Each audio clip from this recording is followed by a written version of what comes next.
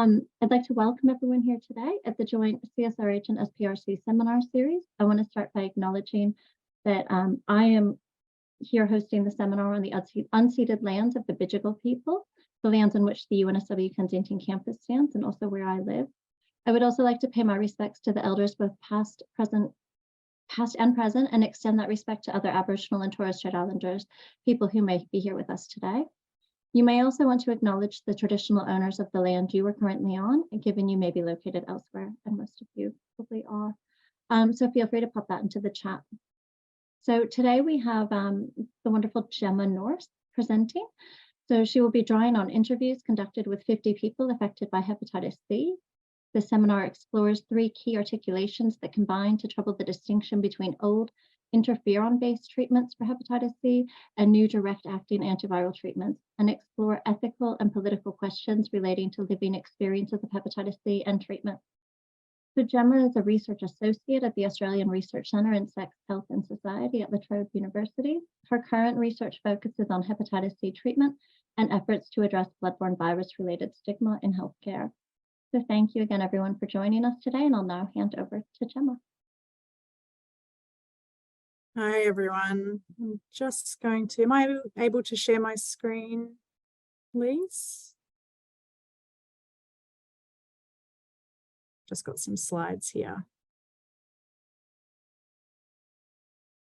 Do you see an option to share screen?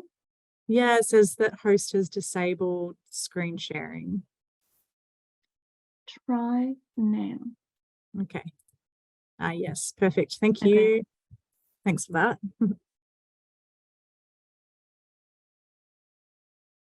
Okay, great. You can all see that? Yep. Okay. So, hi, everyone. Thanks very much for coming along today. And thanks, Lise and the Centre for Social Research and Health for hosting me. As Lise just said, my name's Gemma Nourse. I'm a research associate with the Drugs, Gender and Sexuality program at the Australian Research Centre in Sex, Health and Society at La Trobe Uni. Today, I'm presenting a paper I wrote with Dr. Adrian Ferrugia, Professor Suzanne Fraser, Professor David Moore and Professor Carla Treloar, called Optimism and Eternal Vigilance, Gathering Disease, Responsible Subjects and the Hope of Elimination in the New Hepatitis C Treatment Era. I'd like to begin by acknowledging the traditional owners of country throughout Australia and to recognise their continuing connection to land, waters and culture. I pay my respects to their elders past, present and emerging. Thank you to the 50 people who generously gave their time to take part in this research. The research reported on today was made possible by an Australian Research Council Discovery Project grant. The lead investigators were Professor Suzanne Fraser, Professor David Moore, Professor Carla Treloar, Dr. Michael Edwards and Ms. Elizabeth Gerblis. Research staff were Dr. Adrian Ferrugia and Dr. Renee Fomiati and Ms. Emily Linton, who also conducted all the interviews, the 3 of them. And thanks very much to our expert advisory panel and the names I've listed here. Your expertise and guidance are very much appreciated, so thank you. The advent of direct-acting antiviral or DAA hepatitis C medications has reshaped experiences of hepatitis C treatment and cure. Positioned as a treatment revolution, the new medications mean a world without hepatitis C has become imaginable. And this optimism is reflected in Australia's commitment to the World Health Organisation's target of eliminating the virus as a public health threat by 2030. Alongside optimism about the new treatment, Australia's current national hepatitis C strategy also emphasises the importance of partnerships with and the meaningful involvement of priority populations for elimination to be achieved. In this presentation, we examine these developments to consider the political issues they raise, drawing on Fraser and Sear's work on hepatitis C as a gathering to approach hepatitis C as a disease in the making. We analysed 50 interviews conducted with people affected by the virus, identifying 3 key articulations that combine to trouble the distinction between old and new treatments. The new treatment constitutes the disease as readily curable. Nevertheless, those who have been cured are responsibilised against acquiring it again by managing and monitoring their conduct. and that in the process, hepatitis C becomes reconstituted as an ongoing threat, requiring continual individual post-cure medical monitoring.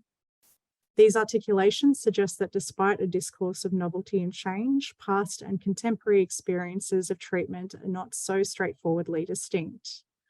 We argue that while treatment experiences have dramatically improved, responsibilizing people affected by hepatitis C to attain cure in the context of an elimination agenda constitutes cure as valuable as much for the greater good as for self-care. And we argue that this raises pressing ethical and political questions. Overall, we shed light on how, even in a context shaped by the availability of highly effective treatment, the hepatitis C free body is never straightforwardly free of hepatitis C, but must be continually reproduced through regulatory practices. We query research approaches that address hepatitis C and treatment as self-evidently anterior or natural, and instead argue for approaches that address these phenomena as ongoing, mutually implicated political and biomedical gatherings, co-constituting experiences and understandings with important material effects. So I'll begin today by providing some background to hepatitis C and treatment in Australia, particularly as it relates to injecting drug consumption and the elimination agenda.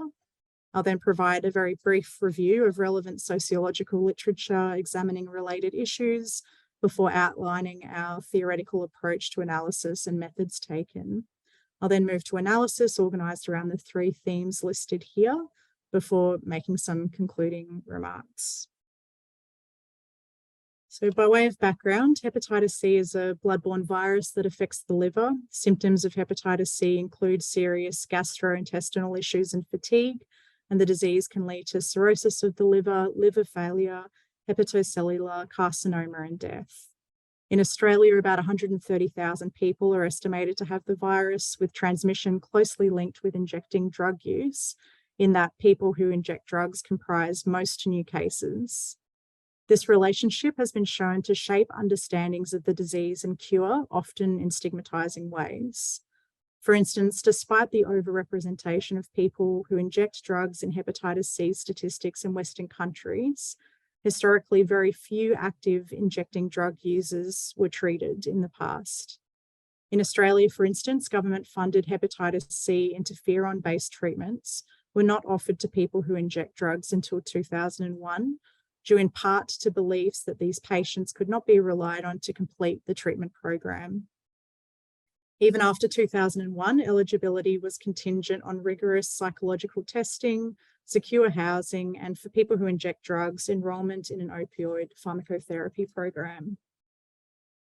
In March 2016, the Australian government began subsidising the new DAA treatments through the Pharmaceutical Benefits Scheme. Compared to the old interferon-based treatments, the effects of which were commonly described as worse than the disease itself, the new DAA treatment offers much shorter treatment durations, fewer side effects, significantly superior cure rates of around 95%, and the ease of oral rather than injection delivery. This has been understood as a treatment revolution, and as a result, a world without hepatitis C has become imaginable.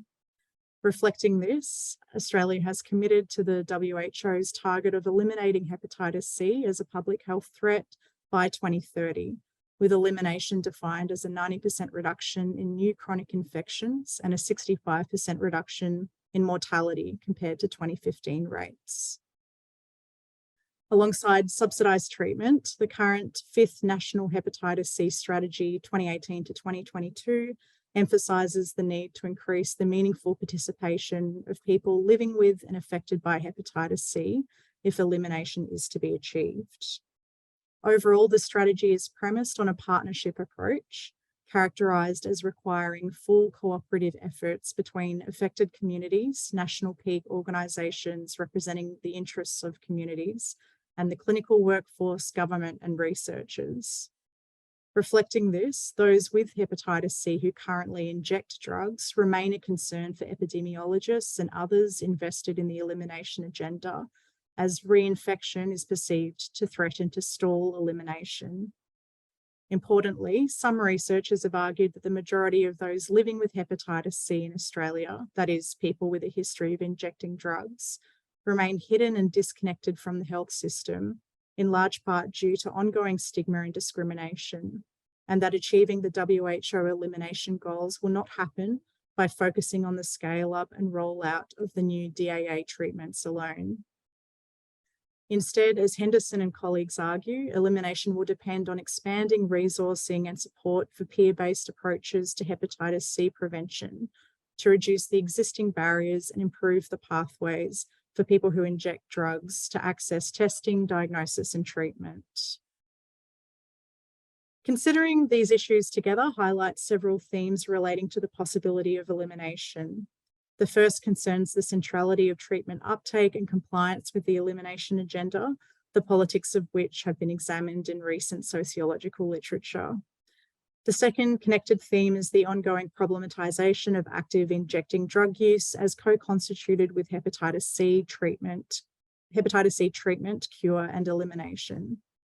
The third concerns the ways in which those affected by hepatitis C are called upon to meaningfully participate in the elimination project. This presentation focuses on the second and third themes identified here to examine how these affect understandings of the virus, its treatment and its cure, and the politics of elimination participation for those who have undergone treatment. While current public health and popular hepatitis C discourses suggest that we are living in a wholly new revolutionary era, many important issues shaping experiences of the virus and treatment uptake are consistent with the previous treatment era. For example, writing approximately 5 years before wide availability of DAA treatment in Australia, Fraser and Moore examined the politics and ethics of public health approaches to hepatitis C treatment as prevention. While articulated within a context of burdensome interferon-based treatments as opposed to the highly tolerable and effective current DAA treatment, their analysis identifies issues pertinent for the elimination project. Most importantly for our analysis, they argued that treatment promotion strategies risked treating affected people as epidemiological units bereft of individual differences and circumstances, and treated the personal interests of affected individuals as indistinguishable from those of society as a whole, despite their evident exclusion from many of the rewards offered by society. This research and its critique of the conflation of individual and public health interests in an unequal society suggests that achieving the goal of meaningful involvement of affected communities in elimination strategies, while not denying the importance of this goal, cannot be approached as politically neutral and self-evidently benevolent. Rather, enrolling a marginalised community in an ambitious public health project such as elimination remains a challenging task, given the significant healthcare barriers faced by people who inject drugs and people with hepatitis C, including experiences of stigma and discrimination in healthcare. As we argue in this presentation, while treatment experiences have dramatically improved, responsibilising people affected by hepatitis C to attain cure as much for the greater good as for their own health continues to raise pressing ethical and political questions. More recent sociological research has examined the politics of hepatitis C treatment as refigured by the newly available DAA treatments. Rhodes and Lancaster have analysed how the advent of DAAs has inspired a renewed conceptualisation of hepatitis C treatment as a technology enabling population-level viral elimination. Similarly, Rance and colleagues have analysed how universal access to curative medicines in Australia since 2016 might afford revised notions of citizenship and social inclusion among people who inject drugs, as well as others affected by hepatitis C. The authors highlight that in making DAAs universally available, public health governance of hepatitis C began prioritising pharmaceutical provision and viral elimination while backgrounding the social forces entangled in injecting drug consumption. Relatedly, recent research analyses how hepatitis C subjects are being made and remade as part of the elimination project. Analysing the various active forces participating in this re-subjectification, Sear and Lenton argue that a remaking that is simultaneously homogenising, humanising and dehumanising is underway, which must be attended to for those affected by the virus. Other research has focused on the politics of treatment non-uptake and treatment non-compliance in the context of Australia's elimination agenda. Examining treatment non-uptake, Fraser and colleagues point to the myriad conditions that impede hepatitis C cure, such as poverty, homelessness, and periods of incarceration, all of which make the uptake and completion of treatment near impossible. Likewise, Moore and colleagues examine hepatitis C treatment non-compliance, drawing attention to the complex rendering of human agency and sovereignty in the context of adhering to hepatitis C treatment. Significantly for our analysis, Fomiati and colleagues directly challenged the idea that the advent of DAAs has ushered in a wholly new era. They argue that present experiences of the virus and cure remain shaped in significant ways by the old interferon-based treatments.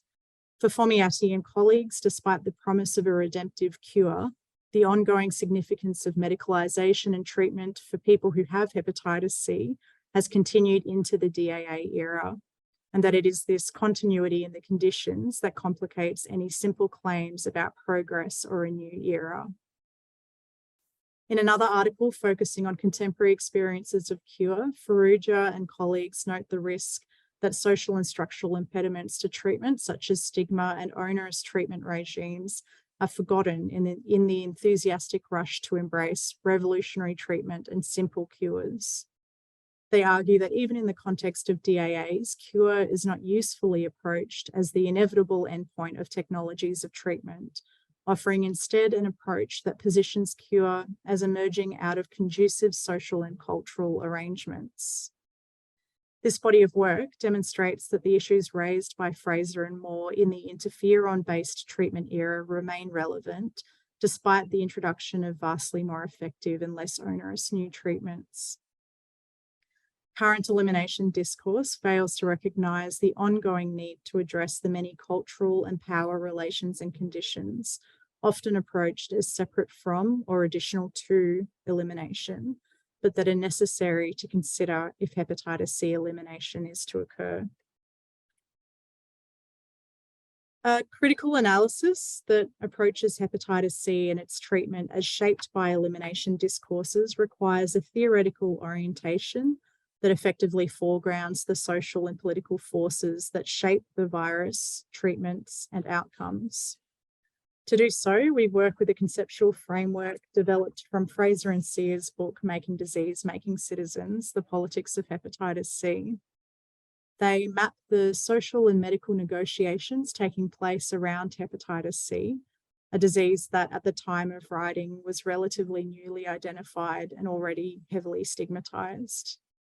In pursuing their aim, Fraser and Sear mobilised theoretical insights from science and technology studies to conceptualise hepatitis C as a gathering. This approach understands hepatitis C and other diseases not as self-evident objects lying around waiting to be discovered, but instead as emergent phenomena constantly being made and remade by social and political forces, including poverty, disadvantage, and stigma. The disease is therefore denaturalised, which undermines the common view of it as essentially given in nature and possessed of intrinsic material attributes that determine its shape, actions, and effects.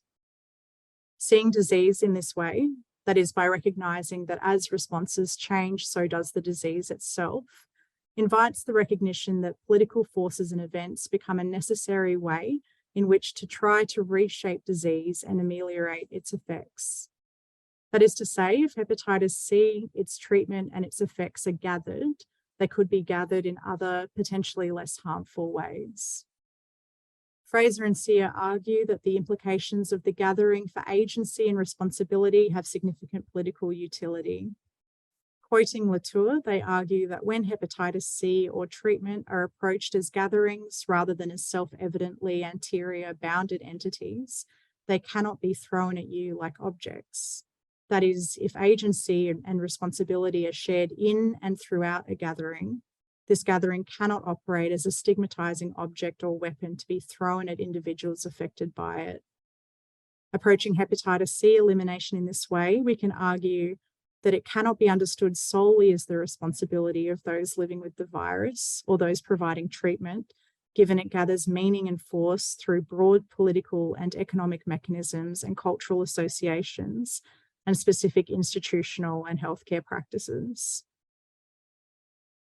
Further, Fraser and Sear examine responsibilizing and individualizing tendencies that run through a range of material discursive sites that enact the disease of hepatitis C, which they argue emphasize the need for individuals to carefully and diligently monitor their practices to prevent hepatitis C transmission. Based in the context of interferon-based treatment, Fraser and Sear argue that several important ethical and political questions are raised by responsibilizing individuals to undergo notoriously onerous and unreliable treatments that often produced severe and unpredictable side effects, and argue that calls for the increased uptake of treatment represent a conflation of individual benefits and rights with public health benefits and objectives. What is being asked of individuals, they query, for the sake of the wider good? As they put it, specifically discussing interferon-based treatments, before any major public health push for increases in treatment is embraced, there are many more questions we need asked. Why, for instance, push for increases in the number of people undergoing treatment for hepatitis C infection when it is widely recognised to be onerous and uncertain? How might we conceptualise the harms associated with hepatitis C, injecting drug use and drug addiction, if harms are also associated with the main form of medical treatment available? These questions raise new ones for analyses of the DAA treatment era. What happens to hepatitis C as disease and its subjects when gathered with the widespread availability of new, much more effective and humane treatments?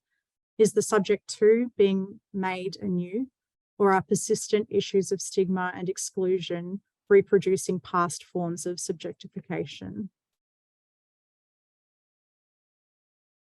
So this presentation draws on data generated by an Australian Research Council funded qualitative research project on experiences of hepatitis C treatment.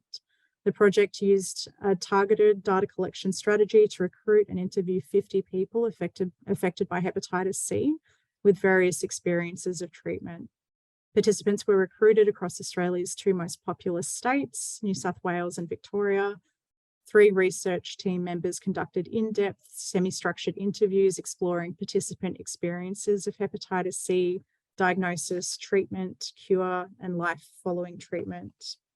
Interviews were transcribed verbatim by a professional transcriber, de-identified and imported into in vivo 12 for management and coding. Participants were assigned a pseudonym to protect anonymity. A coding framework was generated and transcripts were coded by 3 team members using an iterative process in collaboration with the lead investigator to maximize coding consistency and comprehensiveness. And I can say more about methods later if people are interested.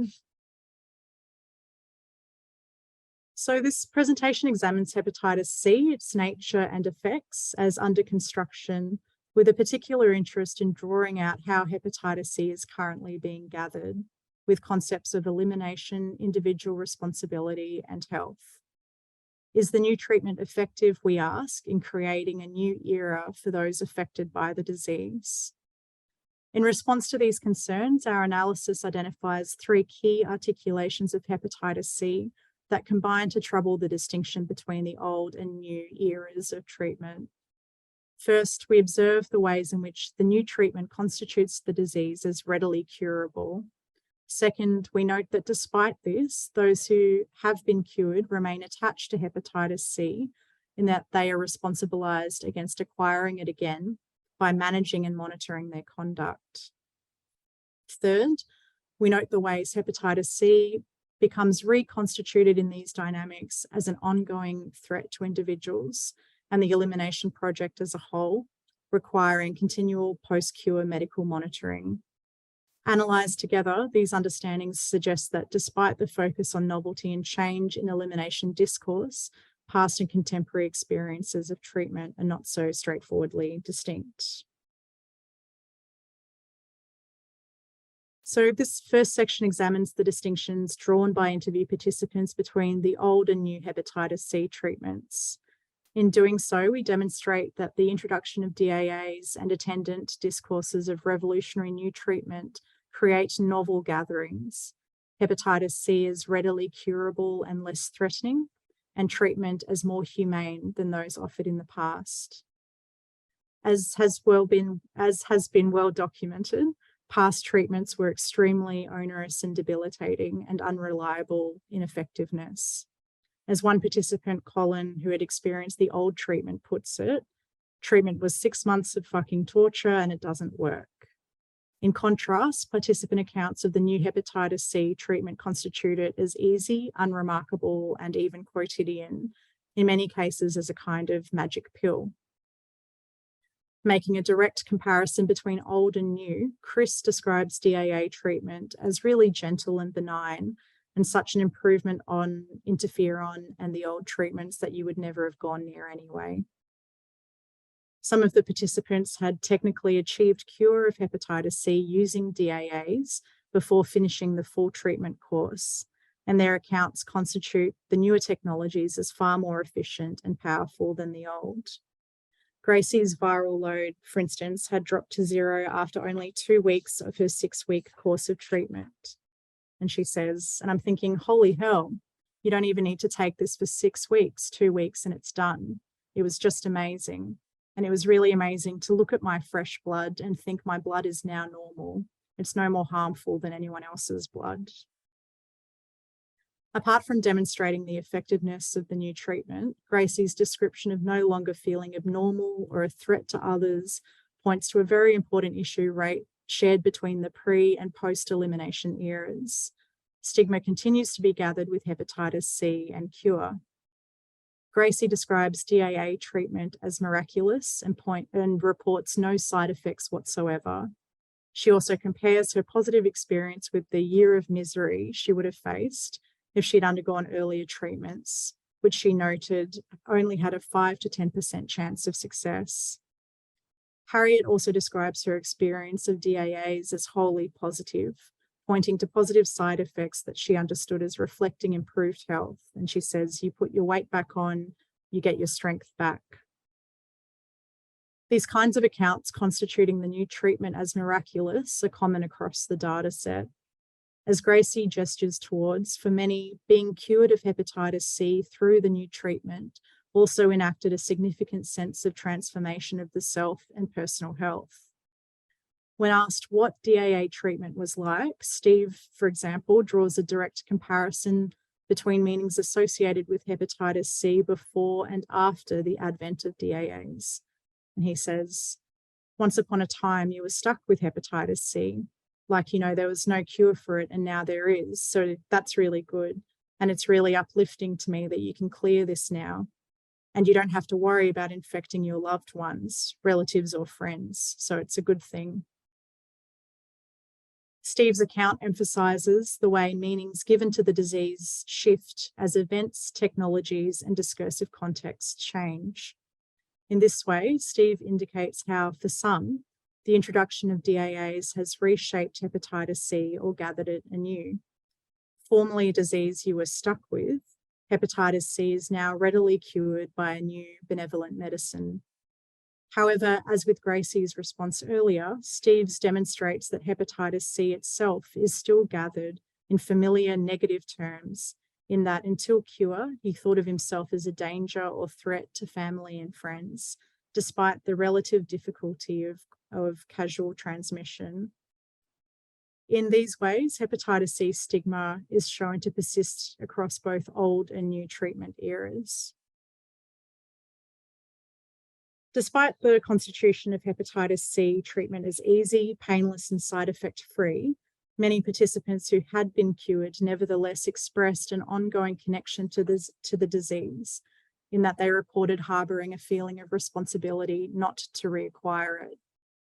Chris's account demonstrates how gratitude about accessing the miraculous, benevolent new treatment can, perhaps paradoxically, generate a new burden.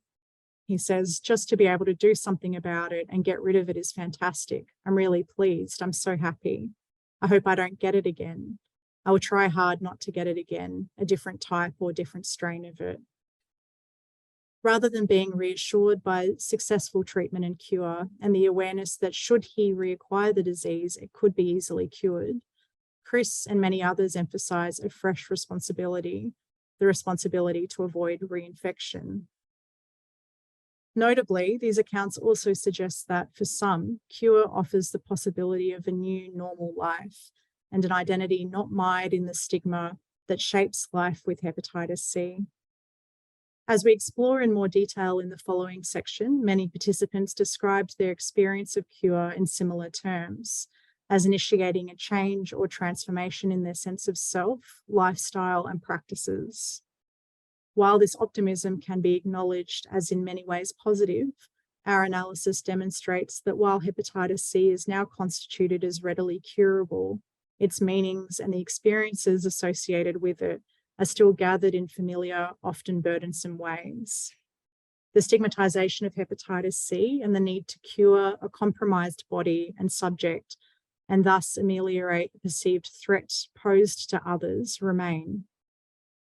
Such experiences suggest that the exciting elimination era is not so easily separated from the previous era, with enduring inequalities and stereotypes still shaping treatment motivations and life beyond cure.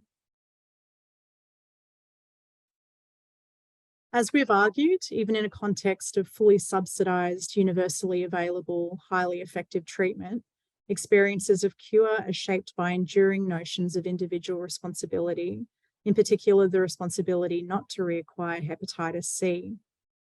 This section explores how, despite no longer figuring as a death sentence, hepatitis C and experiences of treatment and cure continue to gather particular practices such as illicit drug consumption or particular forms of sex in familiar ways as practices to be managed, avoided, or monitored.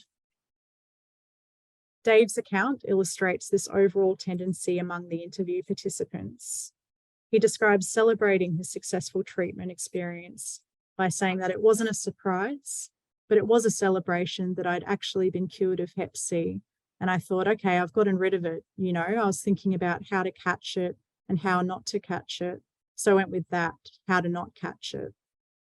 Significantly, Dave associates having been cured of hepatitis C as giving him the idea that there is a way out of this.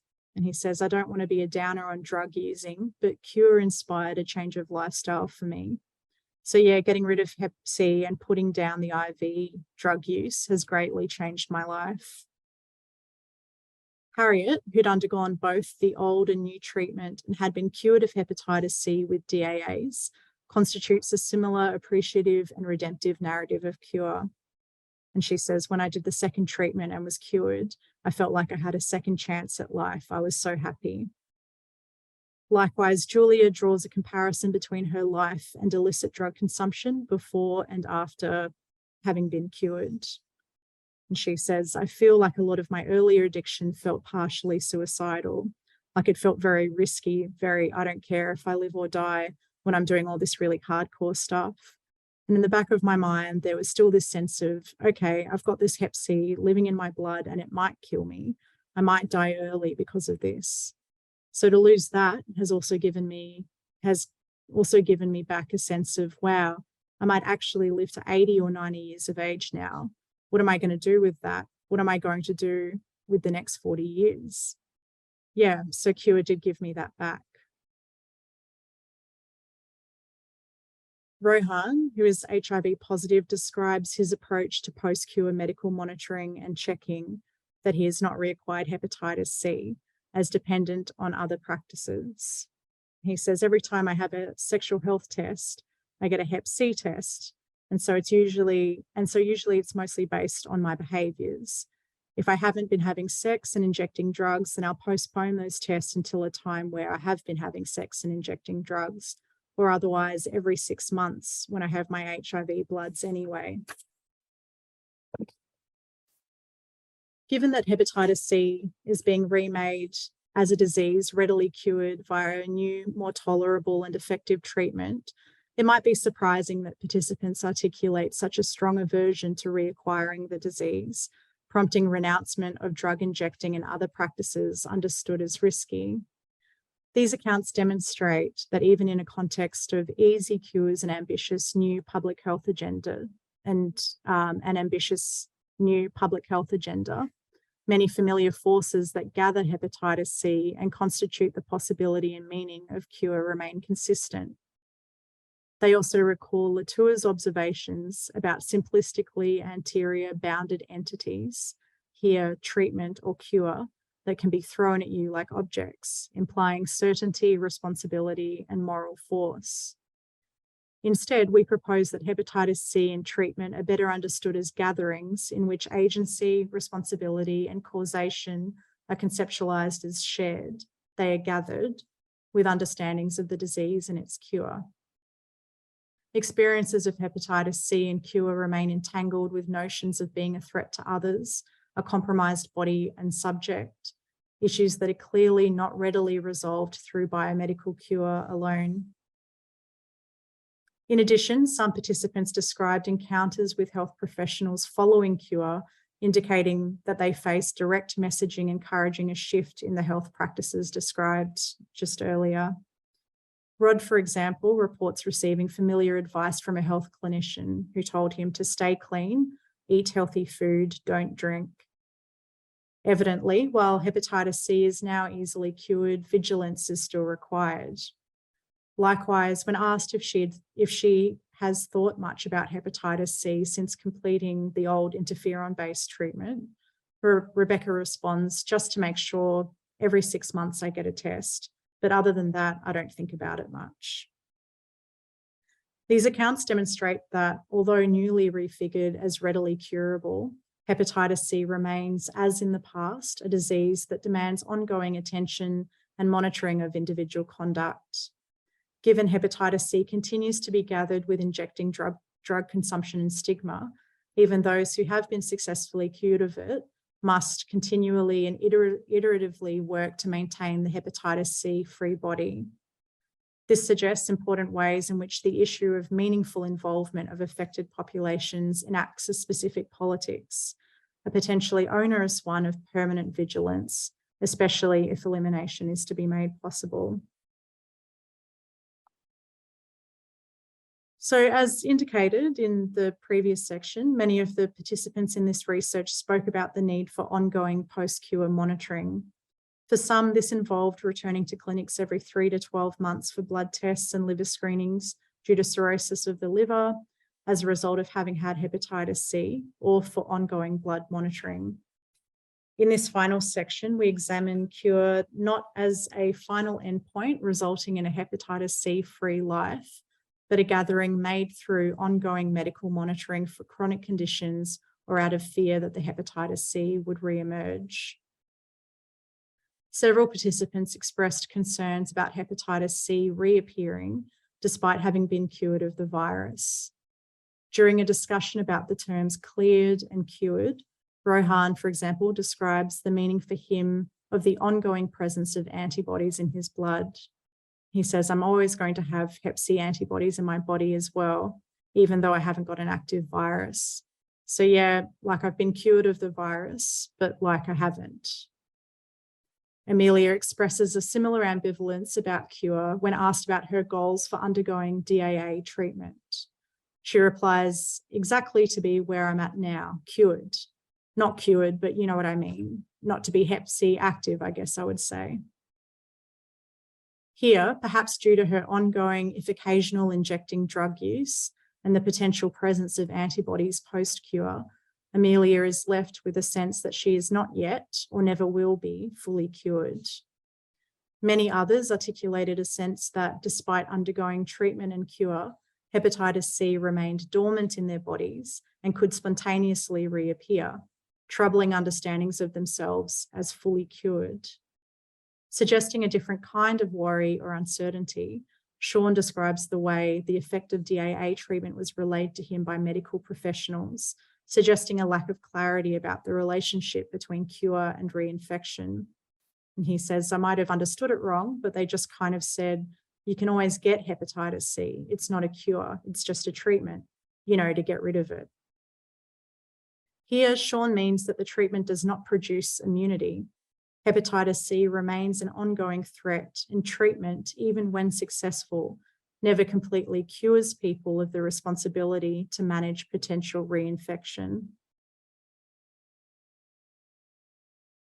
While the participants that I've just spoken about indicate a lack of freedom from concern about hepatitis C due to worries about reappearance and reinfection, Stuart, who was cured of hepatitis C using the old treatment, articulates the ongoing relevance of the disease for him due to lasting related health issues.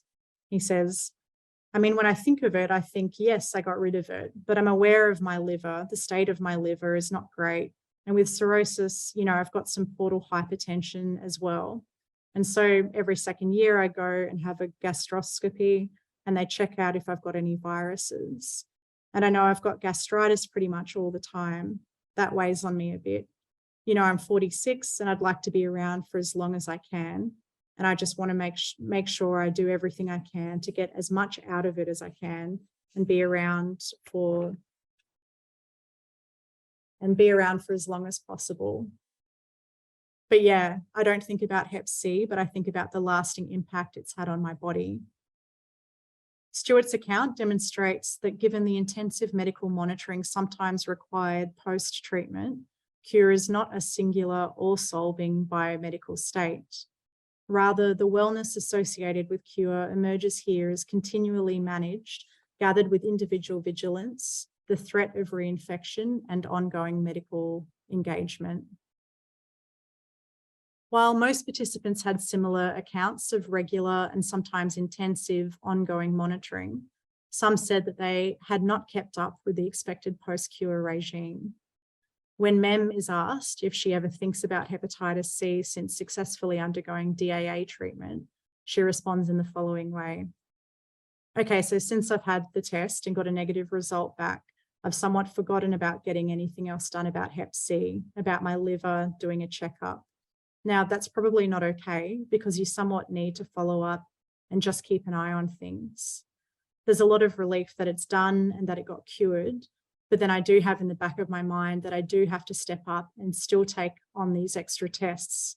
Even though I find it confronting to go and get the test done, I have to get the test done eventually.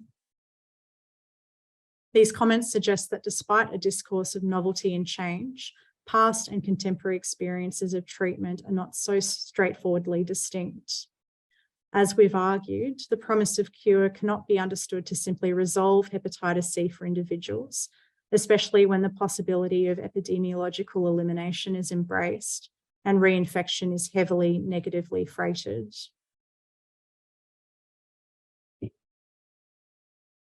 So this presentation has examined the extent to which the advent of DAA hepatitis C medications has reshaped experiences of hepatitis C treatment and cure. Analysing reflections on treatment and cure during the elimination era, we've argued that while treatment has greatly improved, many issues remain consistent with those faced by people prior to the advent of DAAs. While hepatitis C may now be refigured as readily curable, it is still materialised in gatherings with enduring forms of stigma related to injecting drug consumption, constituting those affected as compromised subjects perpetually responsibilised to live a hepatitis C-free life. Alongside optimism about the new treatment and attendant goal of eliminating the virus as a public health threat by 2030, Australia's current national hepatitis C strategy also emphasises the importance of partnerships with and the meaningful involvement of priority populations for elimination to be achieved. While we do not question the importance of meaningful involvement of affected communities in public health projects such as hepatitis C elimination, our analysis emphasises that the notion of meaningful involvement in elimination does not straightforwardly address the ethical and political questions asked about responsibilisation when interferon-based treatment was the only treatment option.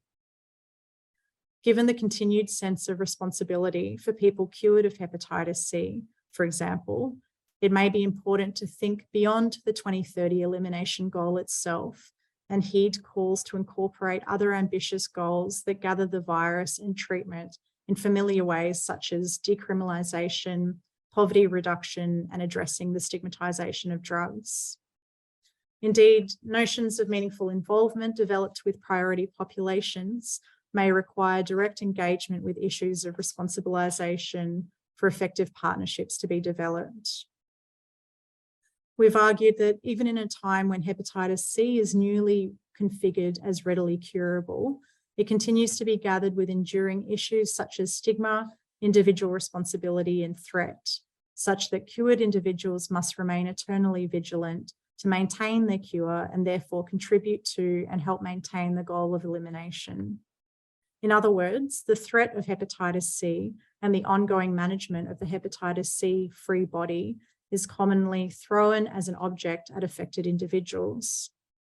Rather than approach hepatitis C as a self-evidently anterior biomedical phenomenon that can be simply eliminated through improved treatment uptake, we've highlighted the ways in which understandings of the virus continue to be gathered with injecting drug consumption stigma and the authority of medicine to regulate problematic practices.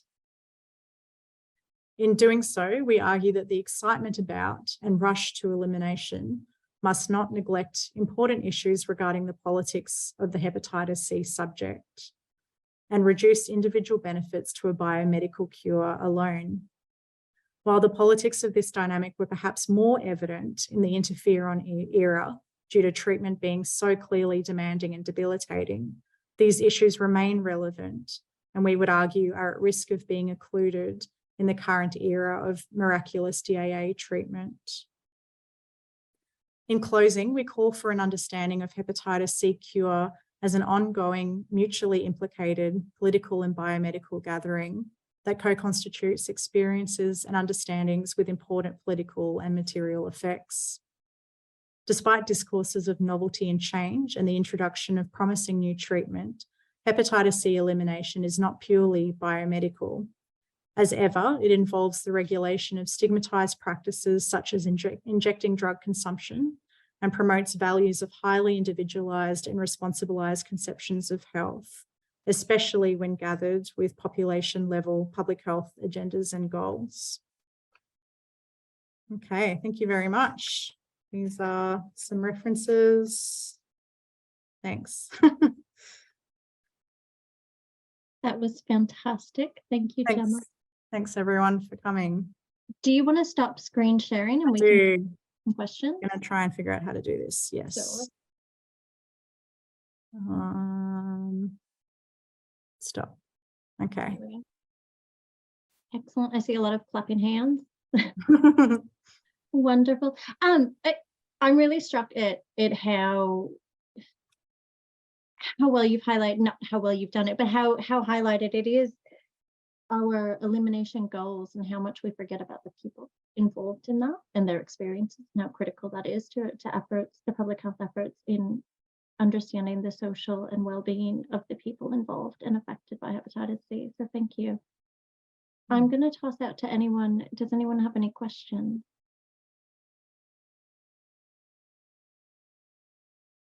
Feel free to ask away.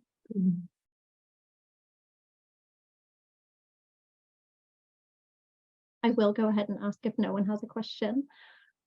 As I often do research in the prison setting, and so this is something that's come up is particularly in a treatment as prevention trial, was people feeling, okay, great, you've given me treatment, but now what? You've given me no next steps to be able to protect, and I have the sense of feeling that, you know, I've done wrong somehow if I've become reinfected.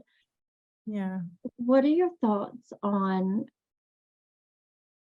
I guess, the health education that could be happening that isn't happening, and who would best benefit from that education? Yeah, I mean, I wonder in that presentation, for instance, or when I was reading through the data, a number of participants said that the health education that they received once having gone through treatment and having been cured was to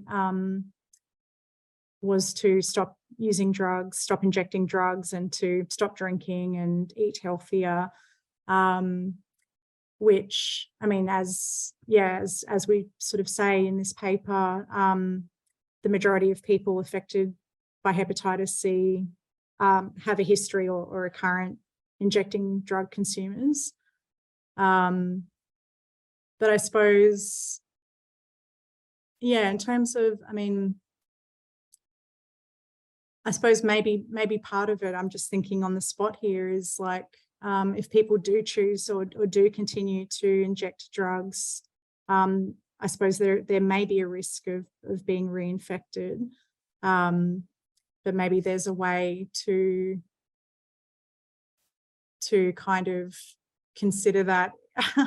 I guess like these things are so heavily stigmatized, and the traditional forms of health education don't seem to really address these other issues that are gathered with the virus. But I mean, in terms of how it could be done otherwise, I'm not sure. Maybe just recognizing that continuing to inject drugs might carry that risk, and then being told, but if that does happen, then these treatments are still available to you. But I mean, I'm curious to hear other people's thoughts about this as well.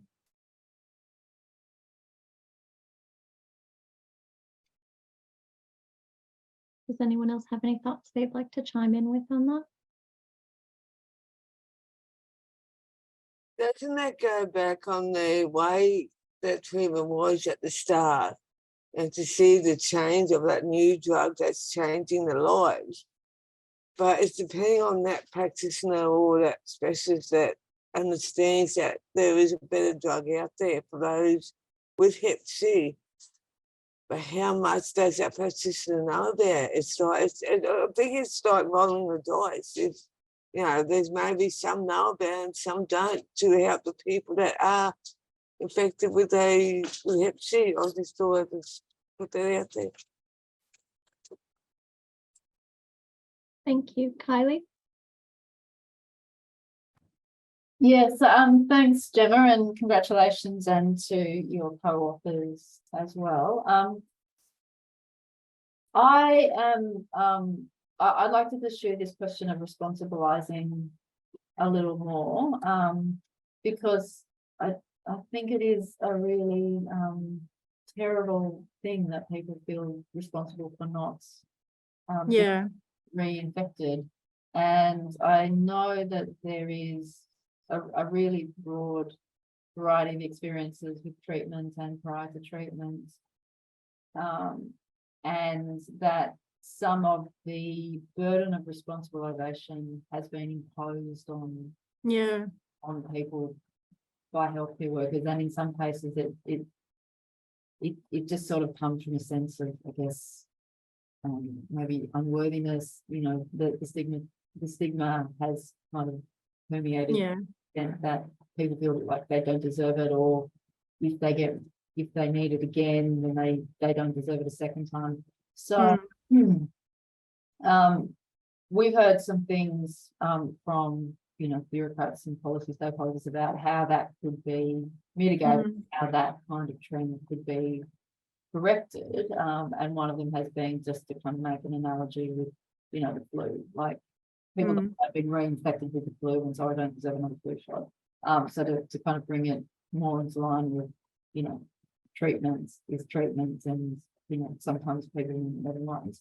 But I'm going to hear from you and from Adrian and Carla if they have anything to say about ways that that they have, promising signs or things that could maybe be built on in addressing that sense of unworthiness, or you only get to do it if you only need it once, or too expensive for me or for that person over there who's undeserved.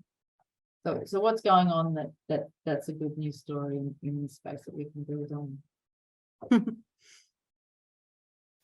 I'm going to open to Adrian and Carla as well. I don't know if I can offer too much of a good news story specifically, but we have certainly just had a massive global event that kind of points to, you know, what it can feel like when you become responsible for achieving like an epidemiological kind of goal. Like, you know, the COVID one was obviously like the suppression. There was the evocative image of the curve, like flattening the curve. And Hep C is obviously not this, you know, like Hep C is not anywhere near as mainstream as COVID. So it's not, but I think it's kind of an interesting example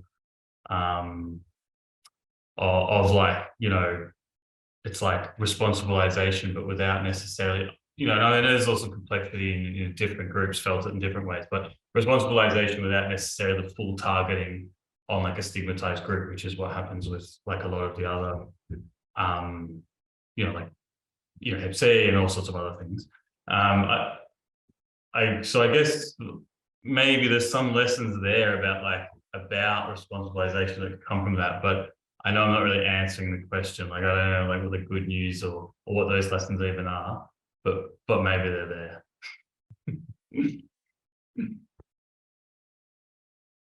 I guess I think about as well, I mean, maybe it's an obvious thing to point to, but a lot of the way that hepatitis C meanings and treatment meanings and cure meanings are co-constituted with the kind of health service encounter. And just thinking about this data set, I mean, a lot of participants spoke about interactions with the health service going through treatment, and I mean, I wonder if that's a maybe obvious, but like a place to start with that kind of, you know, Kylie, with that trying to kind of reconstitute and yeah, change people's feelings of shame or guilt at reacquiring hepatitis C. Yeah, maybe an obvious thing to point out, but it just seems that a lot of people experienced some kind of classically stigmatizing stuff. That maybe that's a good point of intervention. Yeah.